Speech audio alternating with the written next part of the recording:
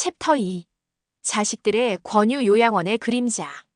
현관문을 열자 큰아들 민수가 서 있었습니다. 손에는 과일 봉지를 들고 있었습니다. 뒤에는 며느리 정미가 따라왔습니다. 초등학생인 손자 준호도 함께였습니다. 어머니, 안녕하세요. 정미가 정중하게 인사했습니다. 하지만 표정이 어딘지 어색했습니다. 순애는 지팡이를 짚고 그들을 맞이했습니다. 어머니, 무릎은 어떠세요? 민수가 걱정스러운 목소리로 물었습니다. 순애는 소파로 안내했습니다. 준호는 금세 TV 앞으로 가서 게임기를 찾았습니다. 많이 나아졌어? 걱정 마. 순애가 대답했지만 민수의 표정은 밝아지지 않았습니다. 정민은 부엌에서 물을 따라왔습니다. 세 사람이 마주 앉았습니다. 어머니, 저희가 며칠 전부터 고민하고 있던 게 있어요. 민수가 조심스럽게 말을 꺼냈습니다. 순애의 가슴이 두근거렸습니다. 좋지 않은 이야기일 것 같은 예감이 들었습니다. 어머니 혼자 계시기가 힘들 것 같아서요. 정미가 말했습니다. 목소리는 부드러웠지만 내용은 단호했습니다. 저희가 알아본 곳이 있어요. 강남에 있는 실버타운인데 시설이 정말 좋더라고요. 순애는 깜짝 놀랐습니다. 실버타운이라니.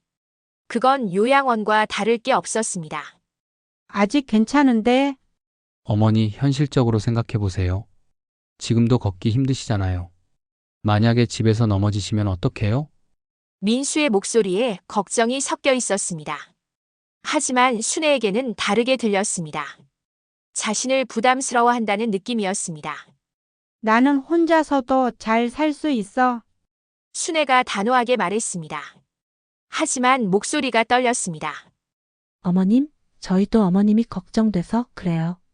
준호도 키우고 직장도 다니고 솔직히 매번 안부 확인하러 오기가 힘들거든요. 정미의 말에 순애는 할 말을 잃었습니다. 며느리의 입장도 이해되었습니다. 하지만 마음이 아팠습니다. 그 실버타운은 어떤 곳인데? 순애가 물었습니다. 혹시 괜찮은 곳일까 싶어서였습니다. 일단 사진 보세요. 민수가 휴대폰을 꺼내 화면을 보여줬습니다. 깨끗한 건물과 넓은 정원이 나왔습니다. 식당과 헬스장, 도서관까지 있었습니다. 월 비용이 얼마나 돼? 어머님 연금으로 충분히 감당되실 거예요. 월 120만 원 정도예요. 정미가 대답했습니다. 순애의 연금 180만 원 중 대부분을 써야 하는 금액이었습니다. 그럼 나머지 60만 원으로 뭘 하고 살라는 거야? 순애의 목소리가 높아졌습니다. 준호가 고개를 돌려 할머니를 쳐다봤습니다. 어머니, 거기서는 식사도 나오고 모든 게 제공돼요. 따로 쓸 돈이 많지 않을 거예요. 민수가 달래듯 말했습니다. 하지만 순애는 납득하기 어려웠습니다. 내 집은 어떻게 하고? 팔아서 비상금으로 모셔놓으면 되죠. 어차피 혼자 살기엔 너무 넓잖아요. 정미의 말에 순애는 화가 났습니다.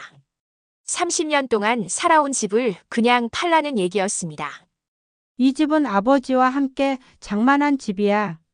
추억이 담긴 곳이고 어머님, 추억도 중요하지만 안전이 더 중요하지 않을까요? 혹시라도 응급 상황이 생기면 누가 도와드려요? 순애는 더 이상 할 말이 없었습니다. 자녀들의 말이 틀린 건 아니었습니다. 하지만 마음 한구석이 서늘해졌습니다. 민수 가족이 떠난 후 순애는 혼자 남았습니다. 거실은 갑자기 더 넓어 보였습니다. 소파에 앉아 생각에 잠겼습니다. 정말 내가 짐이 되는 걸까? 자녀들의 입장을 이해하려고 했습니다. 민수도 회사에서 스트레스 받고 있을 것입니다. 정미도 준호 키우며 바쁠 것입니다.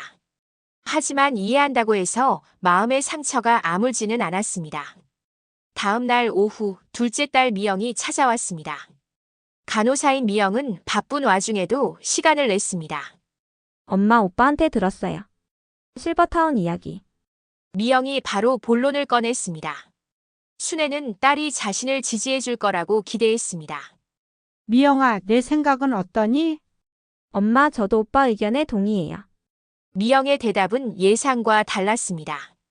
저도 맞벌이 하면서 애들 키우느라 정신 없거든요.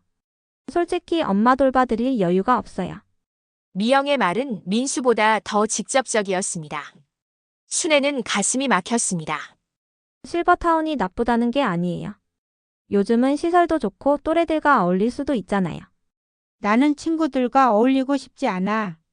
내 집에서 내 생활을 하고 싶단 말이야.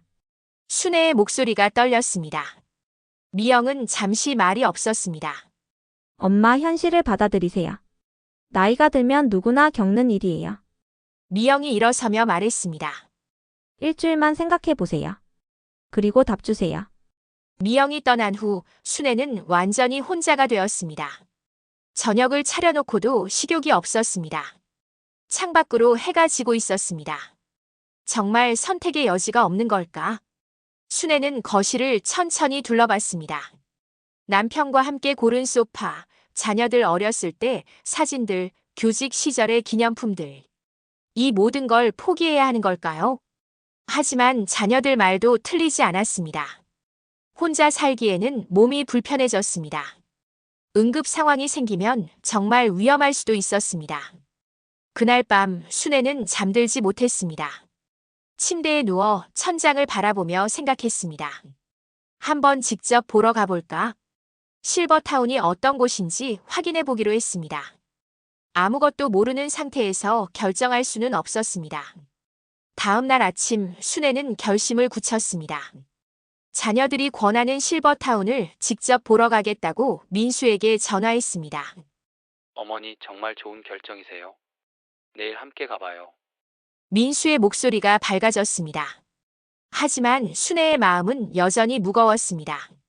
과연 내가 원하는 곳일까? 창밖을 바라보며 순애는 중얼거렸습니다. 내일의 견학이 자신의 운명을 결정할 것 같았습니다.